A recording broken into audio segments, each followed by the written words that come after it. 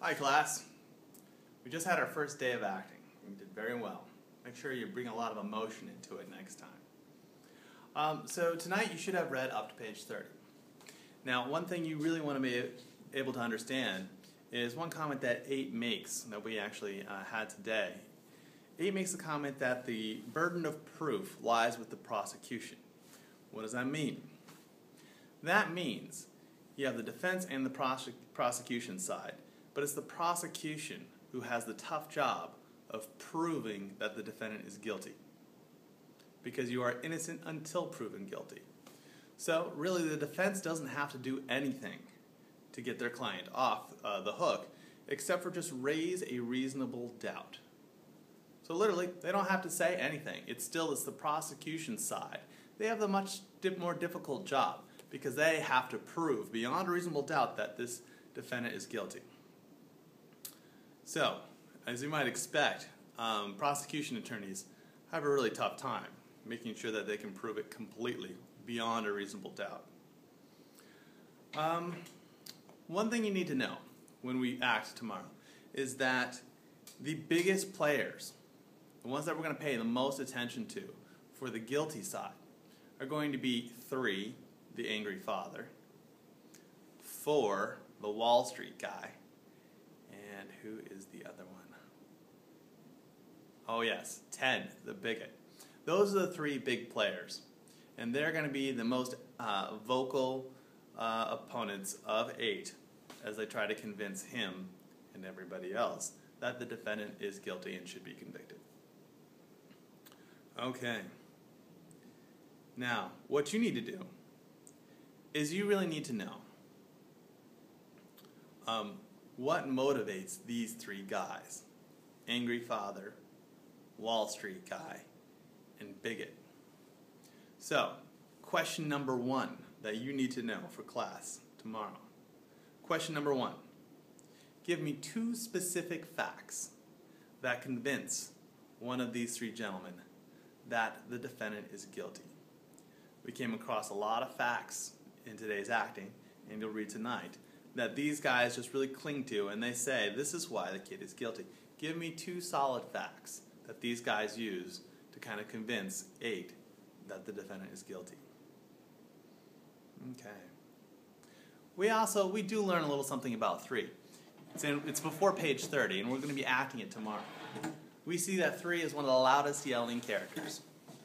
And we finally see what makes 3 tick. We see why he's the angry father. He gives us a little back history into who he is. So, question number 2. What is 3, the angry father's backstory? What's his story with the kid? Okay. We also learn about 5, the guy from the hood. We also learn a little bit about his background and why he might be a little bit more sympathetic to the defendant than other people. We realize that he grew up in the hood and he works as a nurse to nurse that trash from Harlem. And so obviously he's quite sympathetic to their plight. Let's see. So we learn exactly why he might have some sympathies for the defendant, and we also learn that that's why he gets into an argument with more than one person, but one person in specific. Who do you think 5 gets in an argument with most likely? Okay. But that leads me to my 3rd question. Question 3. Which of the jurors makes the most enemies? That's not a tough one. That should be an easy one. You should be able to figure that one out. Who's the biggest jerk making the most? Who's going to have the least support? Let me see. Okay. Another thing that you guys have read, but we haven't acted yet, and we will act tomorrow, is that we're going to see that 8 has a little secret. He has something up his sleeve, or rather in his pocket. We learned that he actually broke some rules. When you're sequestered as a jury person, you're not really allowed to go anywhere or find any outside influences that might influence your opinion. 8 broke the rules. And 8 found something pretty amazing that kind of changes the situation here. What was that thing? That was question 4. What was the item that 8 found? Okay. At the end of the 30 pages, we have another anonymous vote.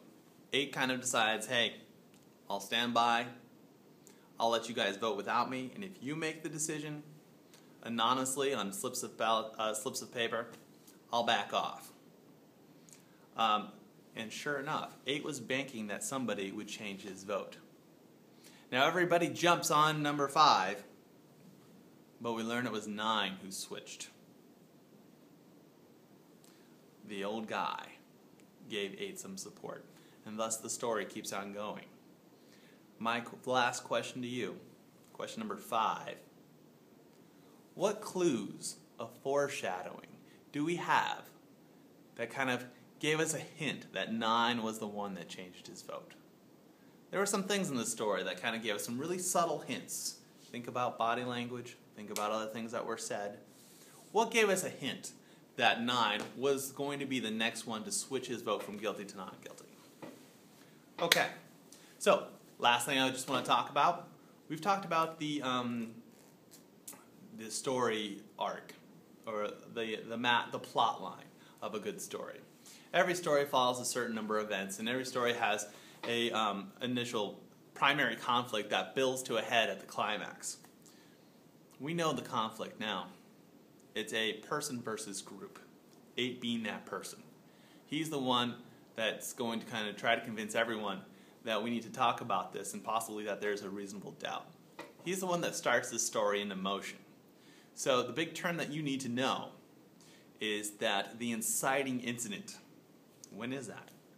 That's going to be exactly when 8 is the only one to raise his hand for not guilty.